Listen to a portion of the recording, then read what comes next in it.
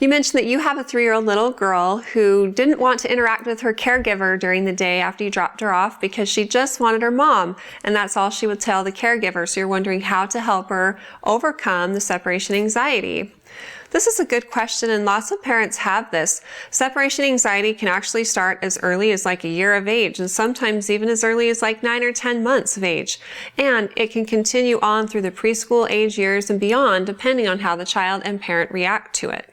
One of the first things I would encourage you to consider is how your daughter is doing overall. If she just is saying that she misses you while she's gone, that's perfectly normal. And one of the things her caregiver can do is distract her. The mode of distraction that works for a child will be different from child to child. And so they can try different types of games or activities, and hopefully one will just click with her and she'll be distracted and be able to get over the fact that you're gone while you're gone.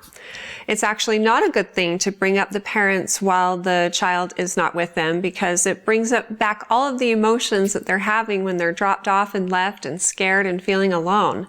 Although if a child asks, when will mommy and daddy be back, then the caregiver can directly say after lunch or after dinner, or in terms the child will understand, and then move on by distracting them again and say, let's go play a game after they say that, so that they can move on from that thought process into something that's more positive for them.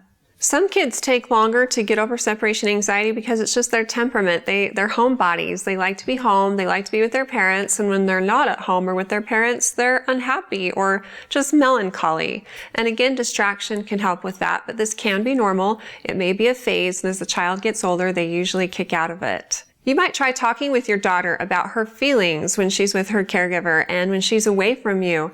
And maybe by just having an open discussion with her, you'll get to know a little bit more of what's in her head, and you can reassure her that when you drop her off, you're going to be back.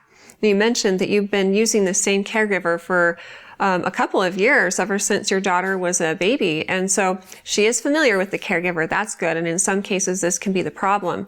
When a child switches caregivers, or there's a change in the situation at home, a change in routine, this can lead to separation anxiety, and it can be worked through as time goes on and they become more familiar with the new situation.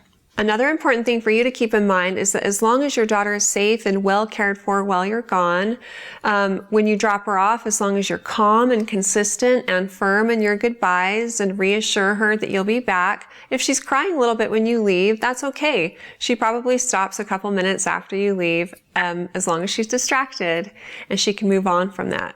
Parents should also learn to trust their instincts, because if a child is excessively anxious, or there's a lot of tension surrounding a certain caregiver or place, or if they're exhibiting a loss of appetite or other unusual symptoms, then a parent should consider the child care situation. Perhaps there's bullying or abuse happening that the parent should look into.